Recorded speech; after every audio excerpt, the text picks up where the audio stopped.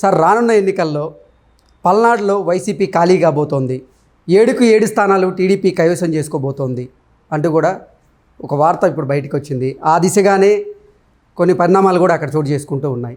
ఏంటి సార్ అక్కడ పరిస్థితి ఎలా ఉంది అంటే ఏం చెప్తారు? అంటే ఒకటి వాస్తవం ఏంటంటే 2019 ఎన్నికల్లో పల్నాడు నరసరావుపేట పార్లమెంటు స్థానం, ఆ పార్లమెంటు స్థానం పరిధిలో ఉన్న 7 అసెంబ్లీ స్థానాలు కూడా వైసీపీ క్లీన్ స్వీప్ చేసింది. స్థానిక సంస్థల ఎన్నికల్లో అయితే ముఖ్యంగా మాచర్ల, నరసరావుపేట లాంటి కొన్ని అసెంబ్లీ నియోజకవర్గాల పరిధిలో మెజారిటీ స్థానాలు బలవంత ఏకగ్రీవాలు జరిగినాయి. అంటే ఒక రకంగా అధికారం దక్కించుకున్న వైసీపీ పార్టీ పల్నాడులో డే 1 నుంచి వన్ మ్యాన్ షో నడిపిస్తూ వచ్చింది. ప్రతిపక్ష నాయకులని కనీస మాత్రపు స్వేచ్ఛాయుత రాజకీయ కార్యకలాపాలకు కూడా అనుమతి ఇవ్వకుండా ఒక రకమైన బలవంతపు నిర్బంధకాండ ప్రయోగిస్తూ వచ్చారు. అదే సందర్భంలో ప్రజల్లో ప్రభుత్వం పట్ల పెట్టుకున్న అంచనాలని అందుకోవడంలో ప్రభుత్వం విఫలమైంది. ఇవాళ ఇరిగేషన్ పరంగా వాళ్ళకి చేసిన వరుస పూడిసల ఎత్తిపోతల పథకం, ఆ ప్రాజెక్టు నిర్మాణం మేము అధికారంలోకి వచ్చిన వెంటనే టేకప్ చేస్తాము, మా ప్రభుత్వ హయాంలోనే పూర్తి చేస్తామని చెప్పని వాగ్దానం చేసిన ప్రభుత్వం ఇప్పటికీ శంకుస్థాపన స్థాయిలోనే దాన్ని అట్టిపెట్టింది. అంటే అభివృద్ధి పరంగా ప్రభుత్వం తను చేసిన వాగ్దానాలు నెరవేర్చుకోలేకపోయింది. అదే సందర్భంలో ప్రజాస్వామ్య స్ఫూర్తికి భంగం కలిగిస్తూ మాకు అధికారం కట్టబెట్టారు, మేము అధికారంలో ఉన్నాం కాబట్టి ఇక్కడ ప్రతిపక్ష పార్టీలకు మనుగడే ఉండటానికి వీల్లేదని చెప్పని ఒక ఆధిపత్య ధోరణి ప్రదర్శించారు. ప్రజలకు కావాల్సింది ఏంటి? ఆ తర్వాత మాకు ఏం వాగ్దానం చేసి అధికారంలోకి వచ్చో దాన్ని నెరవేర్చుకుంటున్నావు లేదా, మా బిడ్డలకి మెరుగైన ఉపాధి అవకాశాలు దక్కుతున్నాయా లేదా, శాంతి భద్రతలు సక్రమంగా కాపాడబడుతున్నాయా లేదా, అన్నిటికన్నా ముఖ్యంగా మేము మెరుగైన సమాజంలో నివసిస్తున్నామా లేదా, మా ఆస్తుల విలువ కాపాడబడుతుందా లేదా, ప్రకృతి వనరుల లూటి అధికార పార్టీ నాయకులు అధికారం మాటన చేస్తున్నారా లేదు, ప్రభుత్వ వనరులని సక్రమంగా కాపాడుతున్నారా, ఇవన్నీ ప్రజలు చాలా నిశ్చితంగా పరిశీలిస్తారు, పరిగణలోకి తీసుకుంటారు.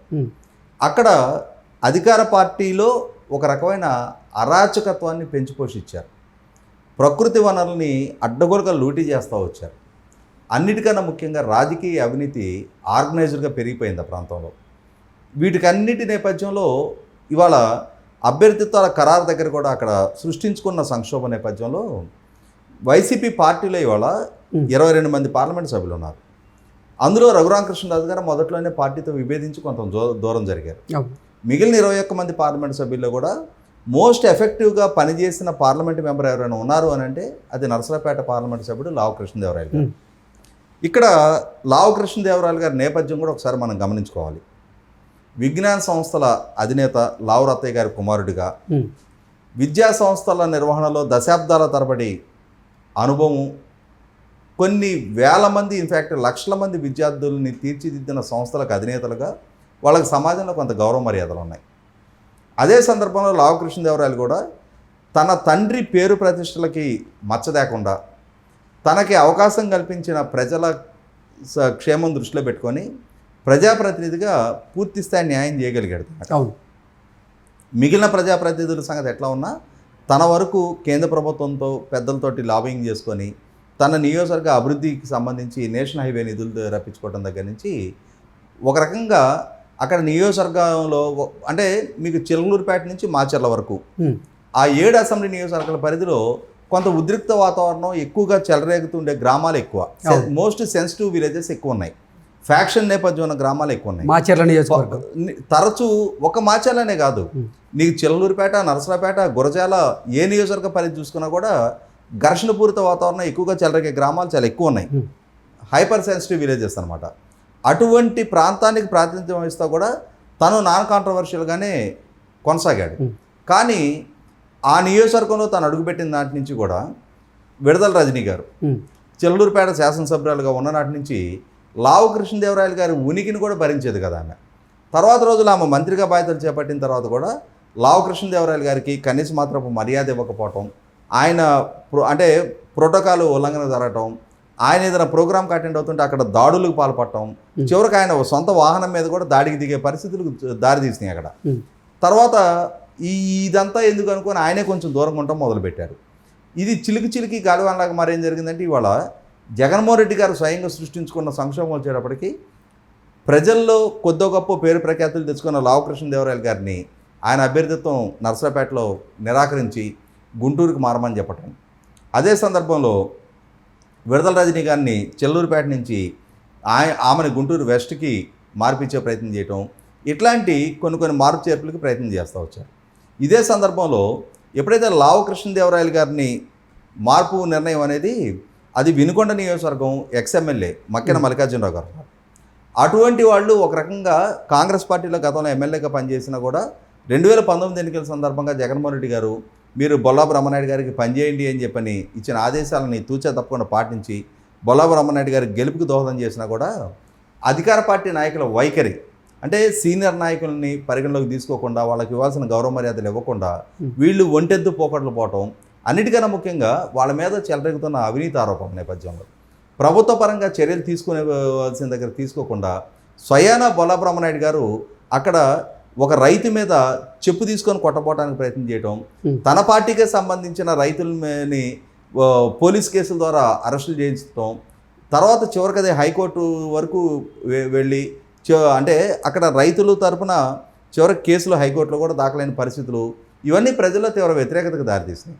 ఇది ఒక వినుకొండ నియోజకవర్గం కాదు, చెల్లూరుపేట నియోజకవర్గం కాదు, ఇవాళ గురజాల నియోజకవర్గం ఉంది. ఇవాళ అక్కడ సీనియర్ నాయకుడు 1999లో ఎమ్మెల్యేగా చేశారు జంగా కృష్ణమూర్తి గారు, ఆయన ఇవాళ ఎమ్మెల్సీగా కొనసాగుతూ ఉన్నారు. ఆయనకి అక్కడ స్థానిక శాసనసభ్యుడు కాసు మహేష్ రెడ్డి గారికి మధ్య పూర్తి పోర్చలేని అగాధం ఏర్పడిపోయింది. కాసు మహేష్ రెడ్డి గారు నిన్నటి రోజున జంగా కృష్ణమూర్తి గారి స్వగ్రామం గామాలపాడులో ఒక అధికారిక కార్యక్రమం పెట్టుకున్నారు, ఆసరా చెక్కుల పంపిణీ కార్యక్రమం. ఆసరా చెక్కుల పంపిణీ కార్యక్రమం పెట్టుకున్నప్పుడు సరే కాసు మహేష్ రెడ్డి గారికి జంగా కృష్ణమూర్తి గారి మొహం చూడటం ఇష్టం లేదు, కానీ అధికారులకి బుద్ధి జ్ఞానం ఉండాలి కదా. ప్రోటోకాల్ ప్రకారం చూసుకున్నప్పుడు శాసనసభ్యుడి కన్నా ఎమ్మెల్సీ ప్రోటోకాల్ ఎక్కువ. ఆయన సొంత గ్రామంలో కార్యక్రమం ఏర్పాటు చేసుకొని ఎమ్మెల్సీ గారికి ఆహ్వానం లేదు. ఆహ్వానం లేకపోవడం కాకుండా అక్కడ ఎమ్మెల్సీ గారి స్వగ్రామం నిండా ఎమ్మెల్సీ గారి ఫోటో కూడా లేకుండా ఎమ్మెల్యే గారి ఫోటోలతోటి అంటే ఫ్లెక్సీలు కట్టేసి దాని దగ్గర ఇష్యూ అయింది, ఘర్షణపూరిత వాతావరణానికి చెలరేగింది. చివరికి పోలీసులు ఎంటర్ అయ్యారు. పోలీసులు ఎంటర్ అయినప్పుడు ఎమ్మెల్సీ గారు స్వయంగా నిన్న ప్రెస్ మీట్లో చెప్పడం జరిగింది, 100% జగన్మోహన్ రెడ్డి గారి ప్రస్తుత ప్రభుత్వంలో బలహీన వర్గాల నాయకులని అణిచివేత ధోరణి ప్రదర్శిస్తున్నారు, సామాజిక న్యాయం అనేది నేతి బీరకాయలో నెయ్యి చందంగా తయారైంది, ఇవాళ బలహీన వర్గాలని అణిచివేత ధోరణి ప్రదర్శిస్తున్నారు, మా భావ ప్రకటన స్వేచ్ఛకి భంగం కలుగుతుంది, మమ్మల్ని సెకండ్ గ్రేడ్ సిటిజన్స్గా చూస్తున్నారు అని చెప్పని స్వయాన అంతటి సీనియర్ నాయకుడు ఇవాళ మీడియా ముందుకు వచ్చి మాట్లాడిన తర్వాత వాస్తవ పరిస్థితి ఏంటి అనేది తేడతలం చేస్తుంది. ఇటువంటి నేపథ్యంలో లావకృష్ణదేవరాయలు గారు ఎంపీ పదవికి వైసీపీ పార్టీకి రాజీనామా చేయడం జరిగింది. ఈ సందర్భంలోనే ఇవాళ నరసరాపేట పార్లమెంటు స్థానం నుంచి సరైన అభ్యర్థి ఎంపిక చేసుకోవడానికి ఒక గగనతరంగా మారి నెల్లూరు జిల్లా నుంచి అనిల్ కుమార్ యాదవ్ గారిని తీసుకొచ్చి ఇక్కడ పోటీ చేయించే ప్రయత్నం చేస్తున్నారు. ఇక్కడ ప్రభుత్వం కూడా ఆలోచించుకోవాల్సింది ఏంటి అంటే అనిల్ కుమార్ యాదవ్ గారి ఎంపికకి ఎంచుకున్న హేతుబద్ధత ఏంటి అంటే క్రైటీరియా ఏంటి అసలు మొట్టమొదట అంటే ఆయన అద్భుతమైన పనితీరు కనపరిచిన మగవాడు అని చెప్పినా, లేదు ప్రజల్లో చాలా గ్లామర్ ఉందని చెప్పినా, ఎందుకు నెల్లూరు జిల్లా నుంచి ఇక్కడికి తీసుకొస్తున్నారు అంటే ఇక్కడ యాదవ్కి సంబంధించినటువంటి ఓట్ బ్యాంక్ ఎక్కువగా ఉంది, దాన్ని కైవసం చేసుకున్నామనే ఉద్దేశంతోనే అనిల్ కుమార్ యాదవ్ని ఇక్కడ పోటీ చేయిస్తున్నారు అనేది ఒక వార్త ఇప్పుడు అదే క్రైటీరియా అనుకుందాం. అంటే యాదవ్ సామాజిక వర్గానికి ప్రాధాన్యత ఇవ్వాలి అనుకుంటే జంగా కృష్ణమూర్తి గారు అదే నియోజకవర్గం కదా, ఆయన 1999లోనే ఎమ్మెల్యే చేస్తున్నారు కదా, ఇప్పుడు మీ పార్టీ నుంచి ఎమ్మెల్సీగా కొనసాగుతున్నారు కదా, అదే సామాజిక వర్గీయులు కదా, స్థానికులు కదా, ఆయన ప్రజలతో మమేకం ఉన్నాయని కదా, స్థానిక రాజకీయాలతోటి పరిచయం ఉన్నాయని కదా, ఆయన్ని కాదు అని చెప్పని ఇవాళ అనిల్ కుమార్ యాదవ్ నెల్లూరు జిల్లా నుంచి ఇక్కడ వరకు తీసుకొచ్చే అవసరం ఏంటి? ఇక్కడ ఒక అంశం ఏంటి అయితే లావు కృష్ణదేవరాయల కన్నా మెరుగైన పనితీరు కనపరచగలిగిన నాయకుడిగా అనిల్ కుమార్ యాదవ్ని భావించి ఉండాలి. అట్లాగే నిజంగానే భావించారనుకుందాం, ఆయన మంత్రి పదవి నుంచి ఎందుకు తప్పించారు? మొట్టమొదట ఆయన అంతటి అద్భుత పనితీరు కనపరచగలిగిన నాయకుడు అయ్యి ఉన్నట్టయితే మంత్రివర్గంలో అందరికందరినీ మంత్రివర్గంలో పునర్వ్యవస్థీకరణ చేయలేదు కదా, కొంతమంది మంత్రులనే మార్చారు కదా. ఆయన మంత్రిగా ఆయన పనితీరు ఏంటి అనేది అన్నమయ్య ప్రాజెక్టు బ్రీచ్ అయిన సందర్భంగానే చూసాం కదా. ఇవాళ పోలవరం డయాఫ్రామ్ వాళ్ళు కొట్టిపోయిన తీరు చూసాం కదా. ఆయన భాషా పరిజ్ఞానం ఏంటి, ఆయన ఎంత సంస్కారంగా మాట్లాడతారు, ఎంత సున్నితంగా మాట్లాడతారు అనేది వివిధ సందర్భాల్లో అసెంబ్లీలో కానీ బయట కానీ ప్రసంగాలు చూస్తూ ఉన్నాం కదా, ప్రతిపక్ష నాయకులను సంబోధించి తీరు చేస్తున్నాం కదా. ఇక్కడ పార్థసారథి గారు జగన్మోహన్ రెడ్డి గారిని కలవడానికి వెళ్ళినప్పుడు జగన్మోహన్ రెడ్డి గారు స్వయంగా చెప్పింది ఏంటి, అనిల్ లాగా మాట్లాడాలి, ఆయన నాకు మనసుకు దగ్గరయ్యాడు, మీరు ఆ విధంగా దూషించట్లేదు అంటే. ఇక్కడ జంగా కృష్ణమూర్తి గారు పార్థసారథి గారు యాదవ సామాజిక వర్గీయులు అయినా కూడా వాళ్ళని ఎందుకు పరిగణలోకి తీసుకోలేదు అని అంటే, అనిల్ కుమార్ యాదవ్ లాగా బూతులు తిట్టారు కాబట్టి, విరుచుకు పడరు కాబట్టి, సంస్కారహీనంగా మాట్లాడరు కాబట్టి. ఇవాళ అది క్రైటీరియా. ఆయన అద్భుత పనితీరు కనపరిచారా, పనితీరు కనపరిస్తే మంత్రిగా ఎందుకు కొనసాగిన వాళ్ళ. కాబట్టి ఆయన పనితీరు కనపరచడం అనేది క్రైటీరియా కాదు. లేదు ఇవాళ కులం ఒక్కటే ప్రాతిపదిక, కులం ప్రాతిపదిక అయితే జంగా కృష్ణమూర్తి గారు ఆల్రెడీ అక్కడ ఉన్నారు. జగన్మోహన్ రెడ్డి గారు ఎంపిక చేసుకుంటుంది ఏంటి అంటే, ఎవరైతే దూషిస్తారో, ప్రతిపక్షాలని చెలరేగిపోయి దూషిస్తారో, జగన్మోహన్ రెడ్డి గారి మాటలు తూచే తప్పకుండా పాటిస్తారో, దాడులు దౌర్జన్యాలకు దిగుతారో వాళ్ళని ఎంపిక చేసుకుంటున్నారు. కాబట్టి వాళ్ళ అనిల్ కుమార్ యాదవ్ గారిని అక్కడి నుంచి ఇక్కడ తీసుకొస్తున్నారు. ఇది అక్కడ స్థానికంగా ఉన్న నాయకులకి యాక్సెప్టెన్స్ లేదు. ఇటువంటి సందర్భంలోనే వినుకొండ మక్కెన మల్లికార్జునరావు గారు నేను రాజీనామా చేయడం జరిగింది. లావకృష్ణదేవరాయలు గారు ఆల్రెడీ ఎంపీగా ఉండి రాజీనామా చేసేశారు. జంగా కృష్ణమూర్తి గారు పార్టీతో విభేదించి బాహాటంగానే బయటకు వచ్చి మాట్లాడుతున్నారు. ఇట్లా ఒక్కొక్క నియోజకవర్గంలో చూసుకుంటే ఆ 7 అసెంబ్లీ నియోజకవర్గాల పరిధిలో కూడా వైసీపీ పార్టీలో అసంతృప్తి అంటే ఒక లావా ఉడికినట్టు ఉడుకుతూ ఉంది. అది ఆ వాల్కను ఎక్స్ప్లోడ్ అవడానికి సిద్ధంగా ఉంది. ఆల్రెడీ లావకృష్ణదేవరాయలు గారు తెలుగుదేశం ప్రవేశం చేయబోతున్నారనే వార్తలు వస్తున్నాయి. తర్వాత జంగా కృష్ణమూర్తి గారు పార్థసారథి గారు కూడా కలిపి తెలుగుదేశం వైపు అడుగులైపోతున్నారనే వార్తలు వస్తున్నాయి. ఇటువంటి నేపథ్యంలో వైసీపీ పార్టీ జగన్మోహన్ రెడ్డి గారి నాయకత్వంలో అత్యంత ఆదరణ కనపరిచిన ప్రాంతంలో 7కి 7 అసెంబ్లీ నియోజకవర్గాలు కట్టబెట్టిన ప్రాంతంలో ఇవాళ తనకు తానే ఒక సెల్ఫ్ గోల్ చేసుకుంది. 1,00,000 పైగా మెజార్టీతో ఎంపీని గెలిపించుకుంటే ఇవాళ అదే ఎంపీ ఆ పార్టీని కాదని పక్క పార్టీ వైపు వెళ్ళే పరిస్థితులు వైసీపీ పార్టీ సృష్టించుకుంది అని అంటే 100కి 100 ఇది స్వయంకృతాపరాధం.